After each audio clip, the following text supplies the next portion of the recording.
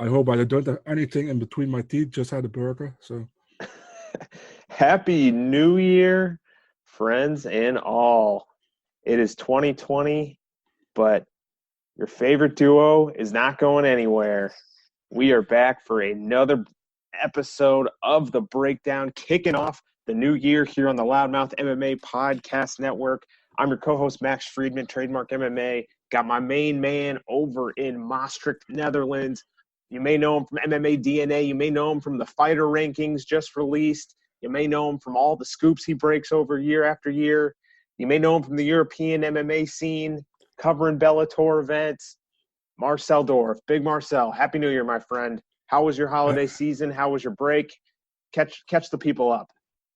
Happy New Year, man. Yeah, man, it was okay. I mean, the break from MMA wasn't that great, honestly, man. That's the annual MMA drought in January, which always sucks.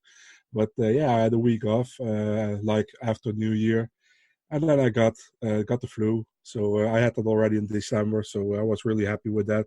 Not, of course, but yeah, I'm at work again, so feeling pretty well. Looking forward to break this card down with you, and yeah, let's keep it going, man. And happy New Yeah. Year to all listeners as well, by the way. Happy New Year to all our faithful listeners who I think 90% of them come from Marcel's Twitter feed. So appreciate Big Marcel having the following and getting all the fans to listen to this show. We are The Breakdown on the Loudmouth MMA Podcast Network. You can find this network wherever you get your podcasts, iTunes, Stitcher, Spotify, SoundCloud, and there's a myriad of great content on the network. The Not Safe for Work MMA show, MMA Yesterday, the flagship show Between the Links. We got the UFC recap show. We got Early Stoppage, All Angles, and more shows coming in 2020. So keep those eyes peeled. Click, subscribe, download. We love to have all listeners, so feel free to leave a review, rating, whatever you'd like to do. But we appreciate everyone who stops by the network to listen to our great content. Man, by the way, I saw Between the Links with the Schmo, man. I still have to watch that. That should be good, right? Yeah, the Schmo was on Between the Links this week. I have not listened just yet, but that is definitely in the queue for UFC 246 fight week. But shout out to Mike Heck lining up all these great guests for the Between the Links show week in and week out. Can I say something? Go for it. Yeah, man. First of all, I want to congratulate you. Last year, you did great with the picks. You beat me fair and square. You did amazing, and I'm looking forward to take your crown this year. So, 2019, Max Friedman, breakdown champ. Congratulations, man. You deserved it. Thank you, my friend. Just to let the fans know, we totaled the scores from the entire year of the breakdown. We finished with the following. So I finished with a 306 and 201 wins losses mark. So I 306 picks correct, 201 incorrect for a 59% correct rate. Big Marcel finished 292 and 225 for a 56% rate. As far as underdogs, I picked 18 correct. Big Marcel picked 13, and we tied picking 29 performance bonuses correct. We both picked up one at the end of the year with Chan Sung Jung getting it done over Frankie Edgar. You know what's funny? I was looking back at the notes, and I had both of us as, performance of the night wrote Jung, and for some reason, I immediately assumed, was like, did we really pick Da-Un Jung to get a performance bonus?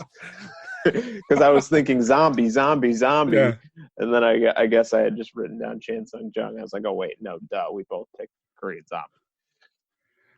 yeah, man. You didn't just destroy me, but you destroyed me, man, last year. So, Well, clean slate here, 0-0. It's your chance, Big Marcel. You going to get it done this year? Is that what's going to happen? I don't think I'm in the position to be cocky right now. So, yeah, let's see what's happening. And man, after last year, I can't have another bad year. So let's go. Let's go. Yeah, and you know what? I think we should track our lock picks too this year, because it's always funny when I feel like I'm probably maybe 50% on lock picks, but I hit on 59% overall of the correct picks rate. So we'll see. First event of 2020, UFC 246. It's a big one. Conor McGregor versus Cowboy. That comes up this Saturday, January 18th, 2020, the T-Mobile Arena in Las Vegas, Nevada. And Big Marcel, we're just going to go right into it. We're going to go into the early Fight Pass prelims or ESPN Plus prelims. Flyweight action, Sabina Mazo and J.J. Aldrich. J.J. Aldrich, the ever so slight minus 115 favorite. Sabina Mazo near even with minus 105. The Colombian queen. She's 7-1, only 22 years old. Made her way to the UFC after capturing that LFA flyweight championship. She is 1-1 in the promotion, dropped her debut to Marina Moroz, picked up a decision win over Shayna Dobson last August. Aldrich comes into this one 8-3, comes in off a win over Lauren Mueller. Pretty one-sided win there. She's won 4 of 5, all via decision. Big Marcel kicked things off for us at flyweight. Yeah, first fight of the year is already an absolute horrible fight to pick because I think it's a very even fight. We got Sabina Mazo, who pretty much got the name, I think, the name value here with came from the LFA as a champion. She had that double head kick knockout back-to-back at LFA, if I can remember correctly. She didn't do that well in her UFC debut. She got taken down by Moroz and got controlled on the ground. She beat Shayna Dobson as I expected.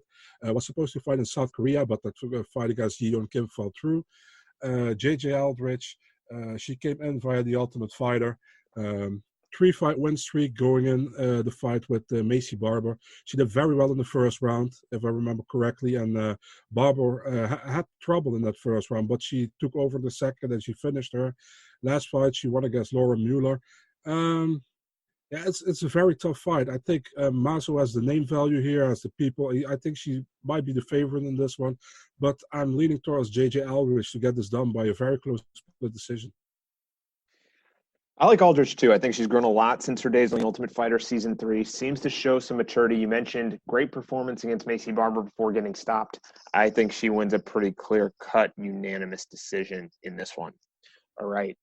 Bantamweight action on deck. Brian Boom Kelleher taking on the UFC newcomer O'Day Osborne. Osborne minus 140 on the betting line. The comeback on Brian Boom Kelleher is plus 120. So Boom, we know he's a New York guy. 19-10 overall, very experienced. He is 3-3 in the UFC, but he comes into this one having been finished in back-to-back fights. He has not been in action since December of 2018. Had a bout in May with Mitch Gagnon get scrapped. Meanwhile, O'Day Osborne, the Jamaican sensation, 8-2. He's on a 4-fight win streak. He's 27 years old. This will be his UFC debut after submitting Armando Villarreal in the Dana White Contender Series in July. He trains at Pura Vida BJJ in Milwaukee. Big Marcel, you like the vet Kelleher or you like the newcomer, O'Day Osborne? What do you think? So we're in a new year. So the debuts, the awful debuts from most fighters doesn't count anymore. Clean slate. Yeah, Clean slate. exactly. We should keep track of that, of UFC debutants. We actually should. Two debuts in this card, so let's keep track on that. Yeah, I think our good friend Sean Bitter's also doing something similar over at Cageside Press. Yes, where I will contribute to, by the way. Yeah, same. Oh, cool. So we didn't even know from each other, so that's cool.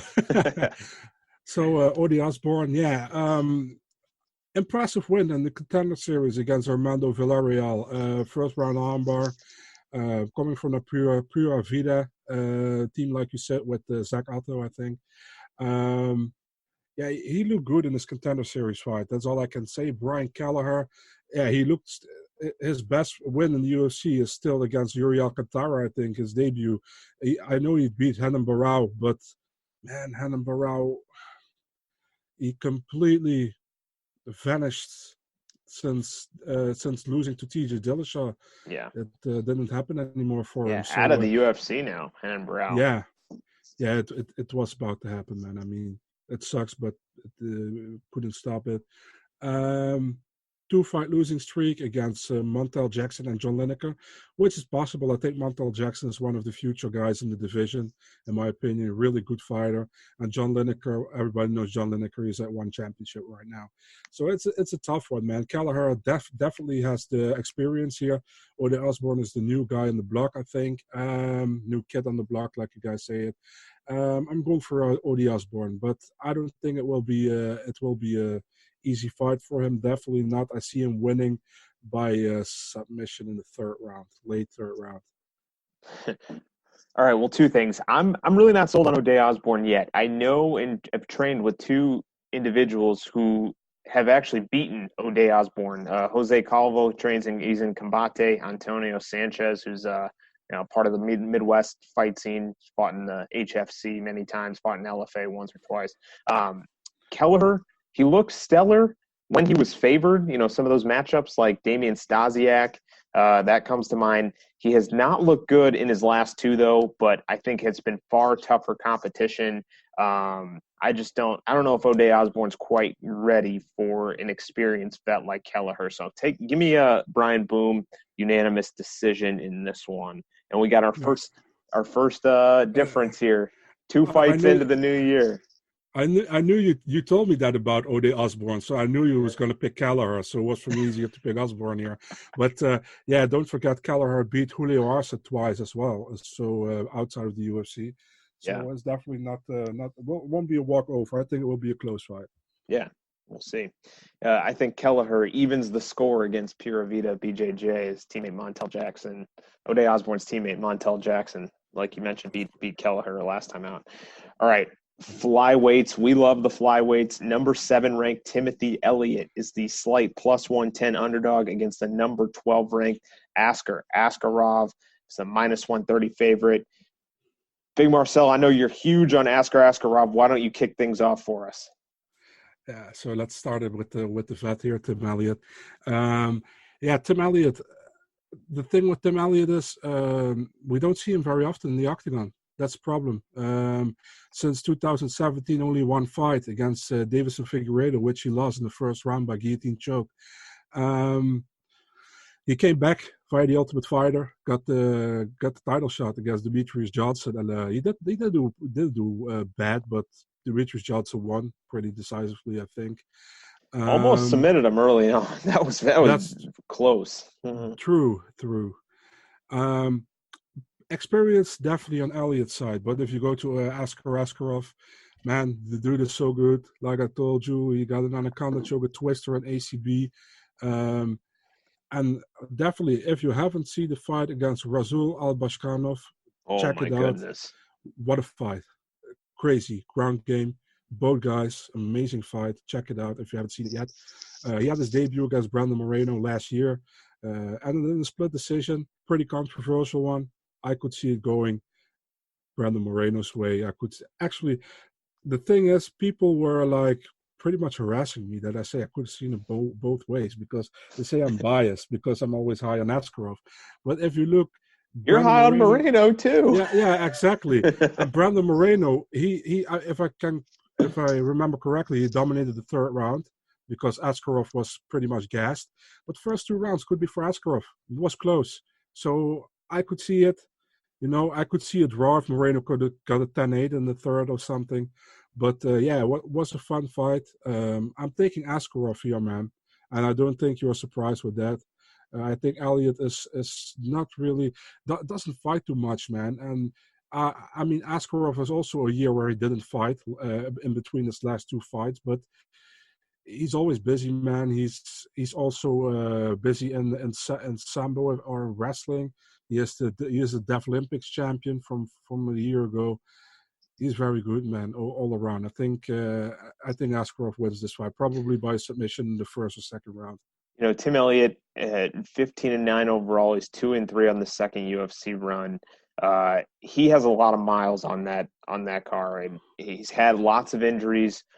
Brutal recoveries. He was out of action from that Davison Figueiredo fight before December 2017 was the last time we'd seen him coming off some brutal knee injuries. I like the youth in this one.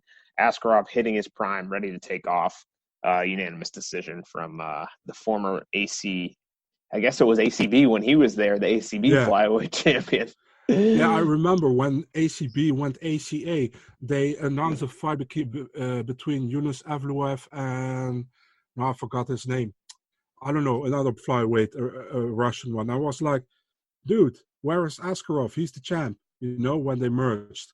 And then we already know he would go somewhere else. But first there was signs he was signing with one championship, but apparently he signed with the UFC. So I was very happy with that. Yeah, likewise. All right, headlining the early prelims is some light heavyweight action. Alexa Kamer taking on Justin Ledet. Ledet -115, ever so slight favorite. Cleveland's Alexa Kamer is minus 105. So Justin Ledet comes into this one 3-2 in the UFC. He went 3-0 at heavyweight, but then dropped to 205 and has been badly beaten in these two fights since. Alexander Rakic and Johnny Walker, granted, those are two extremely talented, up and rising talents in this division, but it just seemed to me that he's lost that speed advantage he had at heavyweight when he dropped down. Also kind of surprising, see Justin Ledet on this card and not on UFC 247 next month in his hometown of Houston, Texas. So I was also kind of interested. This was slated for Raleigh. Yeah, this was slated for Raleigh at first, so neither card is Houston. Kamer, though, 5-0, 24, 7 years the junior of Justin Ledet. He trains in Ohio at Strong Style, the home of UFC heavyweight champion Stipe Miocic and fellow heavyweight Jeff Hughes. All 5 of those career wins, including that flying knee ground and pound win over Fabio Cherant on Dana White's Contender Series, come by a finish. Got himself that UFC deal. Big Marcel, another newcomer here, Alexa Kamer, Justin Ledet. What do you think? So just for the record, the name I forgot was Azam Gafarov at ACH. So yeah. So your boy that signed. No. Sorry, I'm mixing him up. That's Moin Gafarov. Yeah, Moin Gafarov. Yeah. Justin Ledet, man. Oh man, let's be honest. He looked awful in his last 2 fights. I mean, the Rakic one, it was awful. The Walker one wasn't good. He was finished in 15 seconds. So yeah, how can you look in that one, right? Against Zuan Yamu, he got a split decision. Should have been unanimous when he fought him.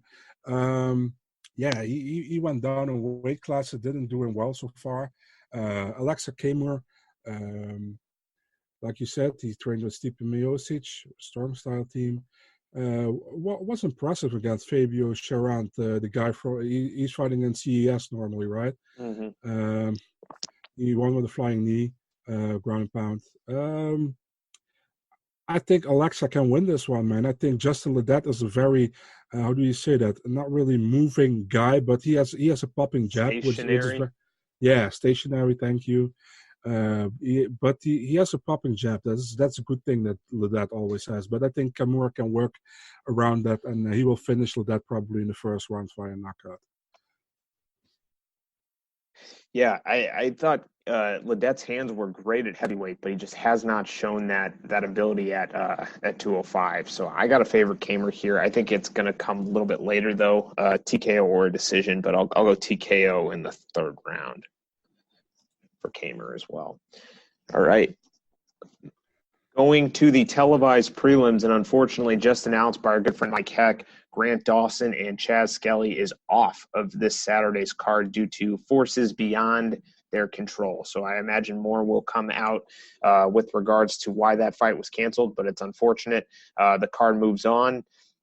We'll go ahead and move to the lightweight division. Nasrat Haqparast taken on Drew Dober. Haqparast is a sizable minus 300 favorite. Dober plus 250. This will be a fun lightweight scrap here. So Haqparast comes to us from the Kings MMA. He's 11-2, currently riding a 3-fight win streak, now 3-1 in that UFC career. Most recent win, impressive, stiff knockout of Joaquin Neto BJJ Silva. That was in August. This guy's still only 24, and many think that the baby Kelvin Gastelum has a chance to become a title contender in this lightweight division. Meanwhile, Drew Dober, 21-9. He has won 4 of 5 and 6 of 8. He's coming off a knockout win himself over Polo Reyes, just over a minute in last June in that one. Interesting piece on Drew Dober. I want to point this out. I don't know if anyone knows this. He was asked to replace Vince Pichel against Alexander Yakovlev in Russia. He accepted that fight, but for some reason, the slot ultimately went to Roosevelt Roberts. Big Marcel, who do you got in this one with Haqparast and Drew Dober? I can remember when Nasrat Haqparast signed with the UFC, many actually big journalists were talking crap about it. Like, what does this guy has a padded record and all? Yeah, and you know what? He was really just like blowing up social media, trying to get that short notice opportunity against Marcin Held, and he had guys from TriStar advocating for him. He had Faraz Zahabi out on Twitter posting all these things about him. And you're right, there was a lot of pushback saying, someone doesn't have quite the experience. He has a padded record. He hasn't fought high level competition. Things like that coming out. Yeah, so I also remember he wanted to be on the second Rotterdam card in the UFC when he wasn't in the UFC yet, but he got on the card with the Marcin Held, and in my opinion, I think he won that fight, man. I don't think Marcin Held won that fight actually. That's Oh, still what really? that's. Yeah, Yeah, I that's had a still 29-28 held. okay. We don't care, but no, just kidding. No, I really thought he won, but that's maybe I can't remember correctly. But after that, man, he dominated Mark Diakese in Hamburg. He did very well against Thibaut Gouti, and then that knockout against Joaquim Silva was crazy. Now fighting Drew Dober. Drew Dober is no pushover. He is a very good fighter. Uh, he looks so young, man, Drew Dober, but he's actually a veteran already, you know. Um, like you said, he won against Paulo Reyes his last fight. But the thing with Paulo Reyes is Also on a big Paulo losing Reyes, streak. no, Paulo Reyes is impressive against mediocre competition, but if he gets a step up, he's not impressive anymore. That's the problem with Paulo Reyes. And man, Dobor could have easily had a 5-fight win streak if he defeated Dariush, and he was close with that, but he got armbarred in the last few seconds of the second round. Um, there's a very fun fight here, I think. I can go with the experience with Dober or with the youth with Hakparast. Man, I think Hakparast will go on. I really believe in the guy. I think he's very good. He's good stand up. He has a good ground game. I expect this to be a stand up fight. I think Hakparast will eventually win by a unanimous decision. I think it will be a fun fight. One of the Yeah, better fights of the card. definitely one of the better fights of the card. And I'm with you. I can't really pick against Hawkcross right now, especially after the way he looked against Joaquin Silva. That was really a true test. Throw him in there against a winning UFC lightweight in Silva. He handled it flying colors. Dober, though, ultra impressive as of late. Really improved over the stretch of his UFC career. You know, Drew Dober didn't even make the he lost in the entry elimination round on the Ultimate Fighter season 15. Didn't make it into the house. So he's one of those guys that, you know, worked his way back to the promotion despite losing on the Ultimate Fighter initially. Drew Dober is in that, how do you say that, in that fake spot for me with James Krause and these kind of guys who are very underrated, but really very good in the UFC. You know what I mean? Nobody ever talks really about them, but they are very good. Yeah. Yeah, agreed 100%. But we both got Hawkcross there, unanimous decision. Yeah. Drew Dober, he's a great fighter. He's going to lose on Saturday. Yeah, it is what it is, man. All right. Awesome fight here. I know a lot of folks are looking forward to this one at featherweight. Andre Touchy-Feely and Super Sadiq Youssef. Youssef, the minus 125 favorite. Kind of surprised at that betting line. Andre Feely plus 105. Feely is 20-6. He has won back-to-back fights in 4 of 5. He's 8-5 in the UFC overall. He has fought some of the best out there in the division, and we know he's a longtime fighter of the Team Alpha Male gym in Sacramento. But how phenomenal has Sadiq Youssef been in the UFC? 3-0, 2 first-round finishes, now 10-1 overall on a 5-fight win streak. Big Marcel, many people think, similar to Hawkcross at lightweight, Sadiq Youssef can be a true title contender at 145, coming out of Team Lloyd Irvin. What do you think for this fight here? I think so too, man. I mean, I remember when he came in the Contender Series, he was a plus something 200 something underdog Yeah, that against was Mike Davis. absurd. Yeah, I remember that when I saw that line, and I was like, how? You know, how is maybe a slight underdog, but Yeah, I not don't even bet for me. often, and I hammered that underdog line on Sadiq Youssef. I knew he was going to Yeah, win that fight. yeah, I remember James Vick did as well. He made Yeah. very much money, but that night of his teammate. But that was a crazy fight, by the way. Great fight. Both guys are now in the UFC, by the way. Um, yeah, he's on a 5-fight winning streak. His only loss coming against Luis Gomez in Titan FC.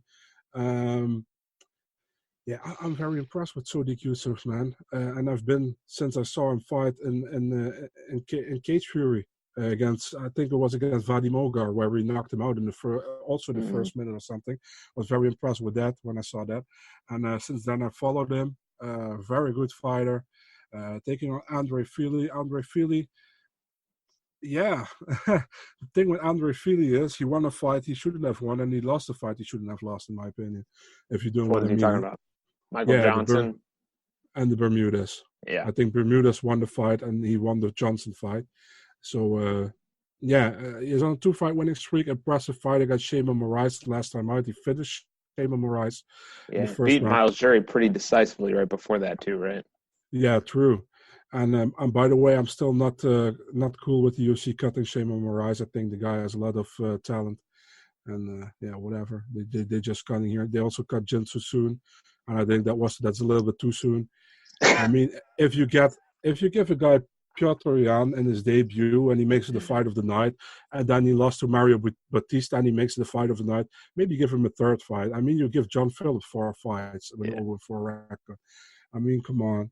Nothing against the guy, no disrespect, but come Marcel, that on. was a great attempted joke. The problem is his name is Jinsu San and not Jinsu Soon. Yeah, Cut I him a know. little too soon. But yeah, great. I still laughed at it. I thought it Yeah. was funny. Okay, thank you for ruining my joke. I agree. He should not have So been cut. Okay, thank you. Still, thank you for ruining my joke.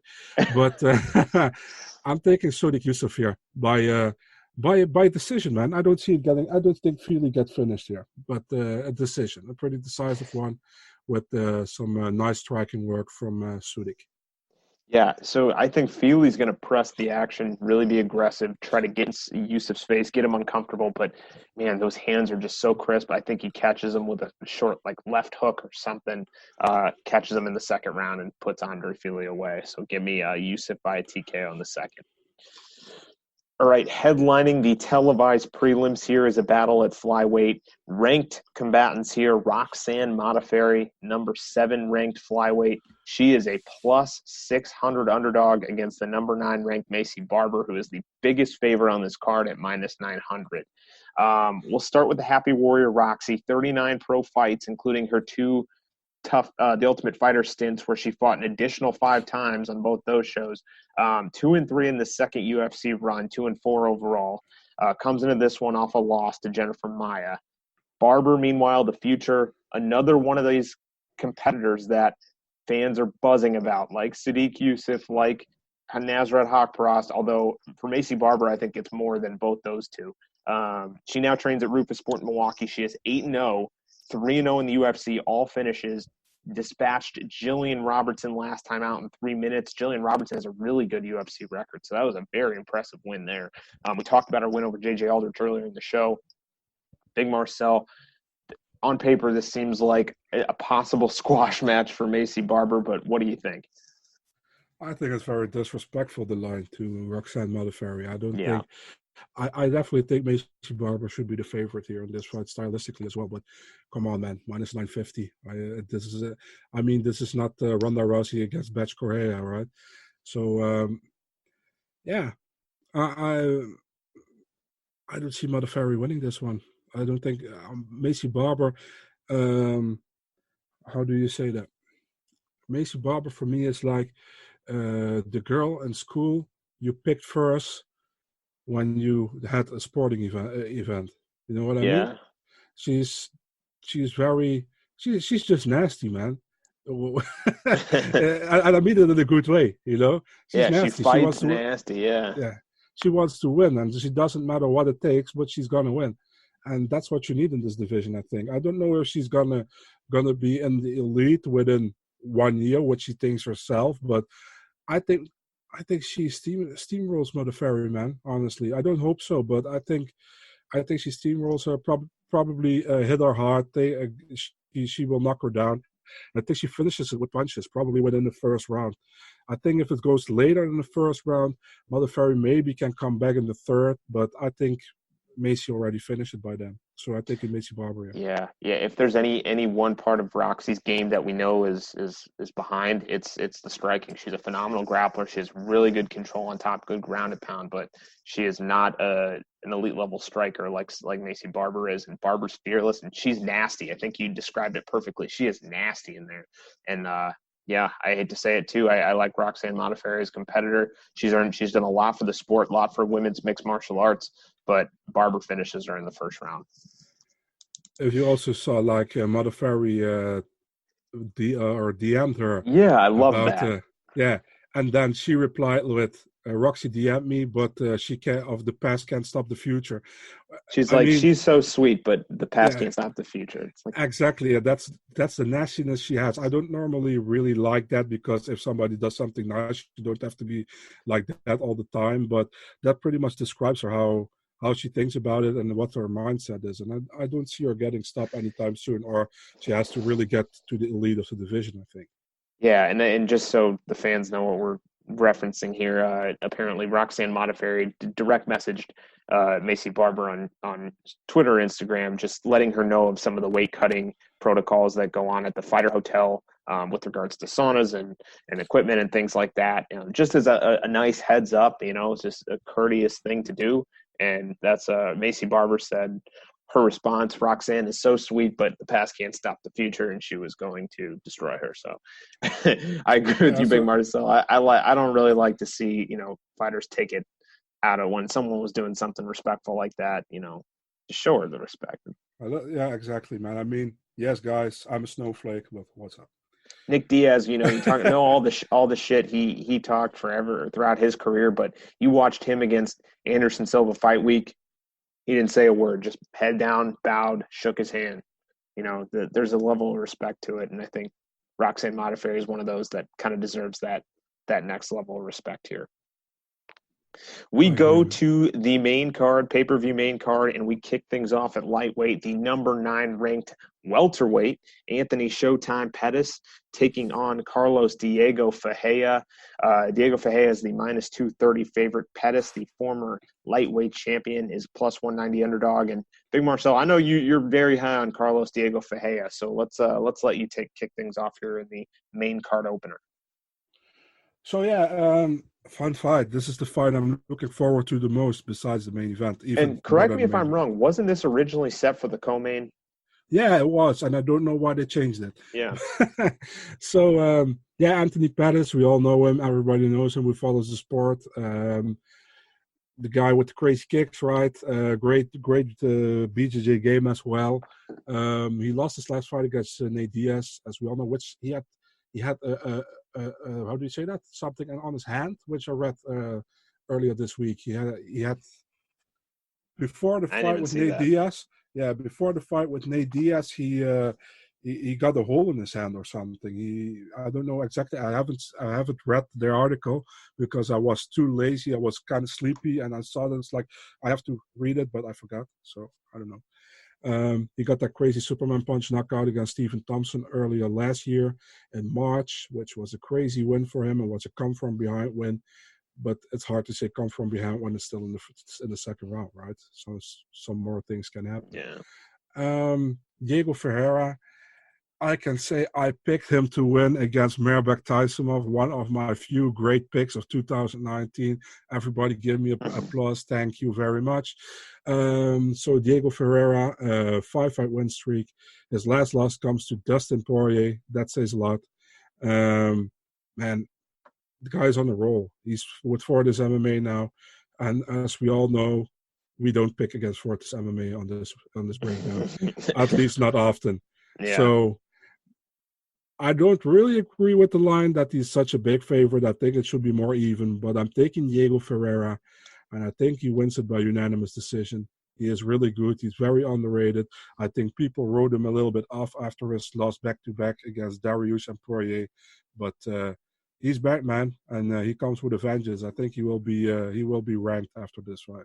Yeah, I just don't like the consistency out of Pettis in the last, wins and losses in the last 8. He's 9-8 in the UFC. Granted, he's been fighting the top of the division his whole UFC career, but that record doesn't jump out at you. Meanwhile, Fahea 7-2 in the UFC.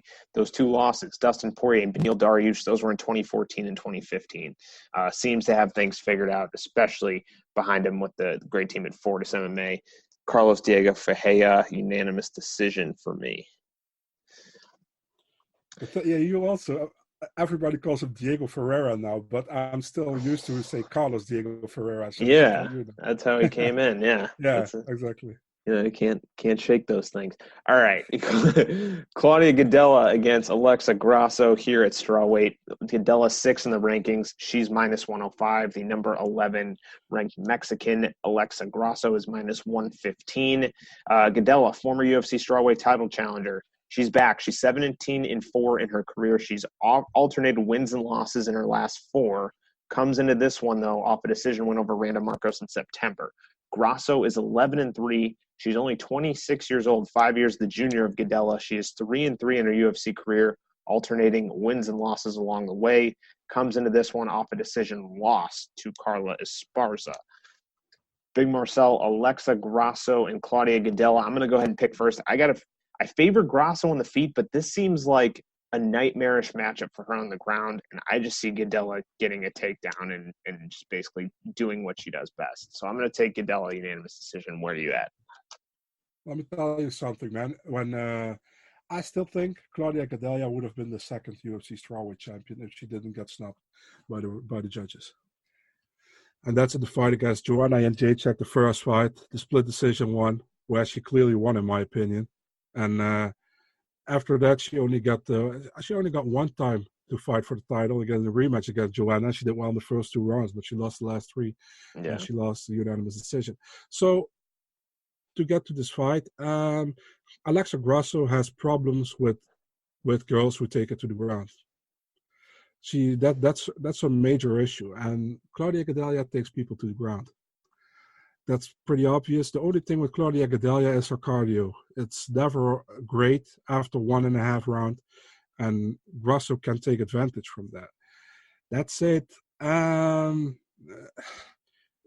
hasn't been impressive in her last, 4 fights. Her last impressive win was against Karolina Kowalkiewicz, probably in 2017. And Grasso has been more impressive, in my opinion, but she lost those fights against Carla Esparza. She won against Karolina Kowalkiewicz, which was a good win, but lost against Felice Herrig too, right? Yeah, true. And she won against Randa Marcos in the fight, which I think she lost. Yeah, you know what? I think she won the Herrig fight and she lost the Marcos fight. That's how I saw it. What do I thought? I thought Randa Marcos won against Grasso, but she should have lost against Esparza. That's the one how I saw it. But I think the Herrig fight was okay that she lost that one. I think I saw that way. But we always differ in opinion, so that's all good. To make a very long and uncomprehensive story short, I think Claudia Gadelha is going to win this one, probably by unanimous decision, or a split if Arcadio gives up and she gets beaten on in the third round. So I pick Gadelha in this one. I think she still has enough in her to get this one, and she got Mark Henry in the corner, man. Mark Henry has great game plans, so yeah. I like that move for her. Formerly at Littrell's MMA in Albuquerque, now up at I always forget the name of Mark Henry's gym. I just say training with Mark Henry. I know. I always say Almeida BJJ. Yeah, that's Ricardo Almeida BJJ, but I don't know. Is that where Henry does his MMA training too? I don't know. I also really don't know, honestly. Yeah.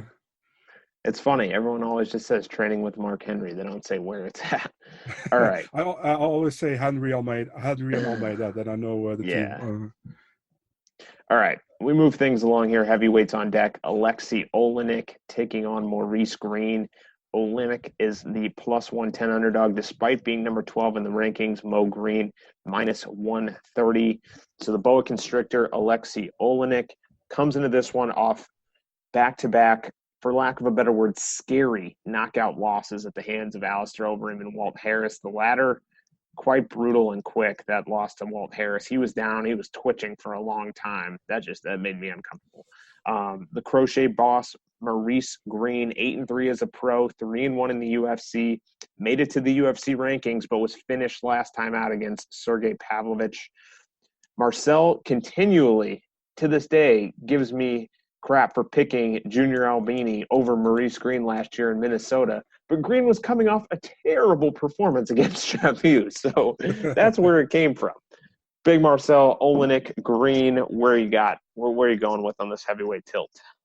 So first, I wanted to say I saw on Walt Harris' Instagram that he is hoping to get on a rumored UFC Birmingham card, and man, I hope for him he can get on that card and he gets a big fight because Yeah. we all know what happened. And man, it's great to see that he might go back in training. And yeah, let's hope that everything.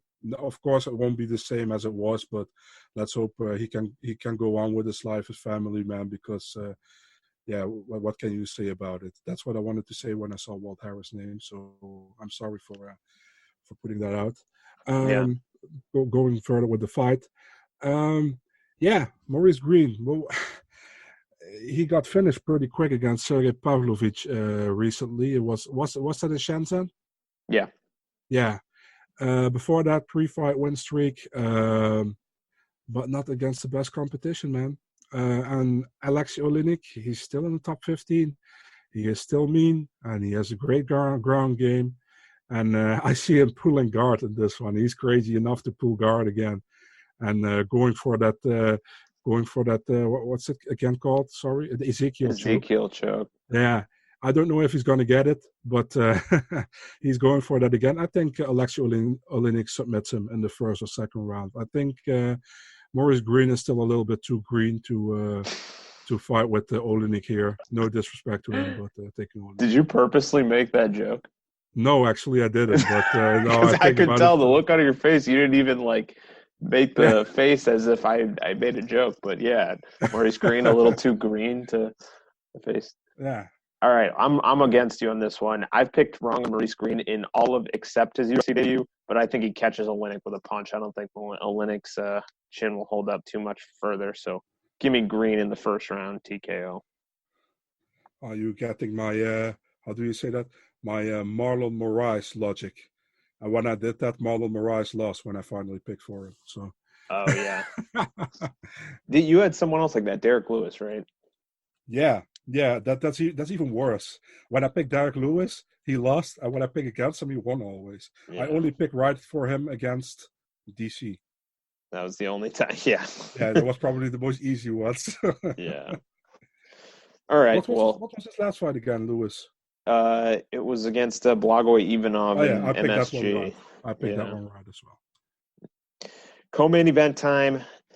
Not a lot of folks happy about this fight getting the co-main event slot, but ranked bantamweights on the women's side. Holly Holm, currently sitting at 3 in the rankings, is the minus 135 favorite against number 5 ranked Raquel Pennington, who is the plus 115 underdog in a battle of recent bantamweight title challengers. This is a rematch from Holm's UFC debut, I believe, back in 2015. So Holly Holm, the preacher's daughter, only 12-5 in her pro career, but doesn't it seem like she's fought way more given her big fight credentials? She's 38, so definitely no spring chicken. 2-2 in her last 4, but most recently suffered that big TKO loss to Amanda Nunes in a title fight. This fight was actually supposed to take place in October, but Holmes suffered a torn hamstring in that one. So it's 3 months later. See how that holds up. Pennington is 10-7 in her career, 7-4 in the UFC. Comes into this one having beaten Irene Aldana last time out by a decision. Big Marcel, Holly Holm, and Raquel Pennington.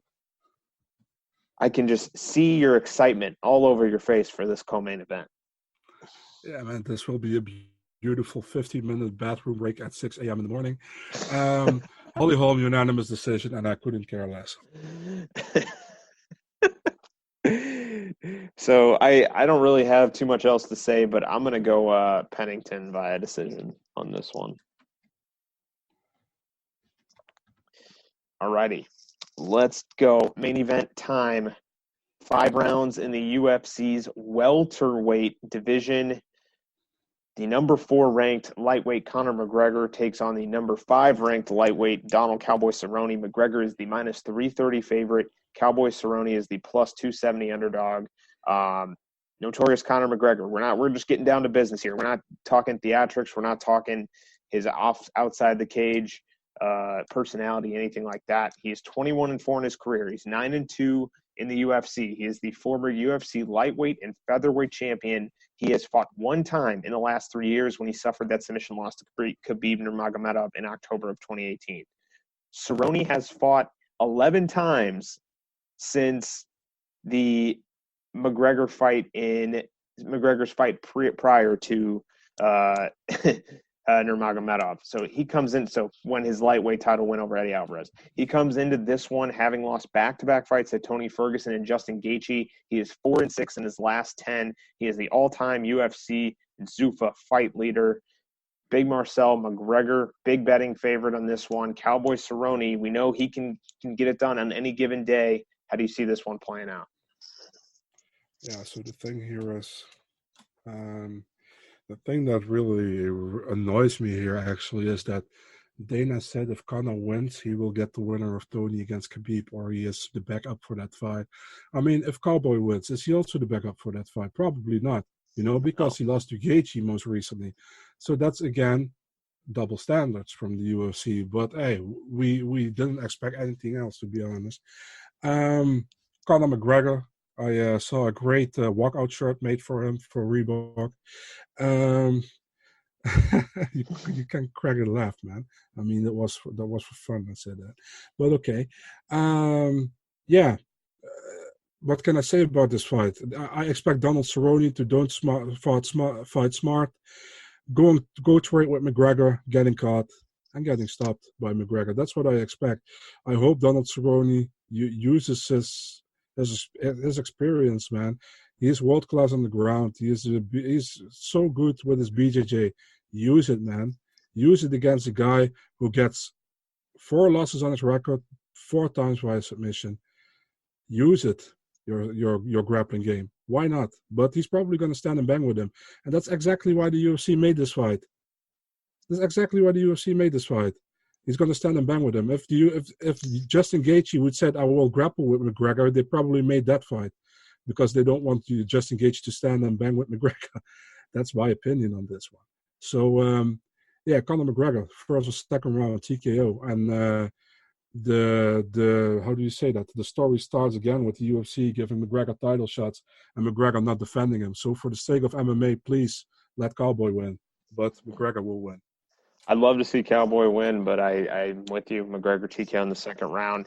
I actually made a bet on this fight, and I don't usually do this, but let me hear what you think on this, Big Marcel. So I bet Conor McGregor in the distance at -205 for a full unit. I then put 0.44 units on Cowboy to win, which is now at +270. So either way, I come out profitable as long as one of those two things happen. If McGregor wins via decision, I'm out multiple units. So what do you think on that kind of arbitrage bet right there? You think that covers my ground? Yeah, I think it's a good bet. Only Johnny the Greek doesn't agree with you, but I do. I think it's a good bet, man. But I don't know, man. I really, the thing is that really bothers me, and I know many of the MMA community is bothered with it, is that the UFC is keep pulling on Conor McGregor because he gets the money, and I understand it all. But at a certain moment, you have to look further, man. In my opinion, and we have a saying here. Aan een dood paard moet je niet trekken. And that means you don't pull on a dead horse. And that's my opinion on this one, man. You shouldn't live in the past, but in the future. And the thing with Conor McGregor is he proved he's a great fighter, stand-up fighter. He has done well in his fights, in most of his fights. But he also proved that he never in his life, in his MMA career, has defended the championship. So why would you want him to fight again for a championship, knowing that he probably won't defend it and knowing that he maybe even doesn't return to the octagon again because he has so much money that he can come back whenever he wants, and that's the thing. And I also heard that McGregor said he's making $80 million for this fight. I'm only hoping that that's including sponsorship, pay-per-view, proper whiskey. I hope that included, because if the UFC playing flat $80 million, it would be ridiculous. And that's what I wanted to say. Yeah. All right. Enough with the McGregor theatrics. There's enough casual fans on Twitter you can discuss that for if you want to engage in that. They hate me now. They hate me now if they already did. You and I want to talk business here, Big Marcel. We like the fighters. We want to talk all fights. First prelim of the night all the way to the main event. All right, it's time to pick bonuses here, and I actually kind of want to go off. I want to do something unique here for this first card of the year. I want you to pick, first of all, pick a fight of the night in general. So choose a fight of the night. I normally would say Carlos Diego Ferreira against Anthony Pettis, but probably Cowboy against McGregor. So, all right, I'm going Hawk Parat and Dober. Yeah, I'm going Carlos Diego Ferreira Pettis. I don't want to pick the main event. Okay. And so 2 performance of the night bonus winners. I'm going to go Maurice Green and Sadiq Youssef. So you go 2 performance bonus of the night winners, and then I'm going to throw a twist at you. McGregor and Barber. Okay. So in the event, this does not have a fight of the night bonus winner, and I'm only doing it because of the Conor McGregor is on this card. And you know what? It's hard to imagine he gets a win, him or Cowboy gets a win and doesn't get a bonus. Let's go ahead and go 4 deep on performance bonuses in the event that there's no fight of the night bonus. So you got McGregor and Barber, add on 2 more potential if there's no fight of the night bonus winners. You caught me off guard with this one. Yeah, it's fun, right? Yeah, amazing. Olenek.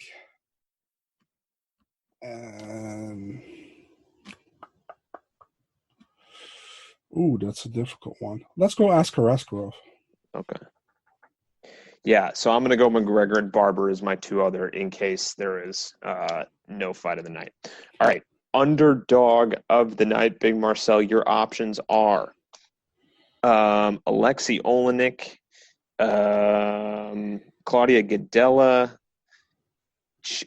Alexa Kamer, and that's it.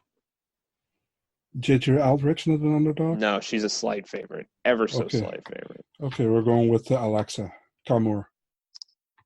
I'm going to go, I'll go Brian Boom Kelleher for me. And then lock of the night. Oh, man, these are always tough. This is hard. Give me Macy Barber. Where are you going?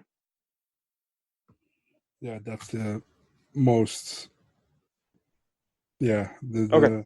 The most common one, you know. Nothing wrong with that.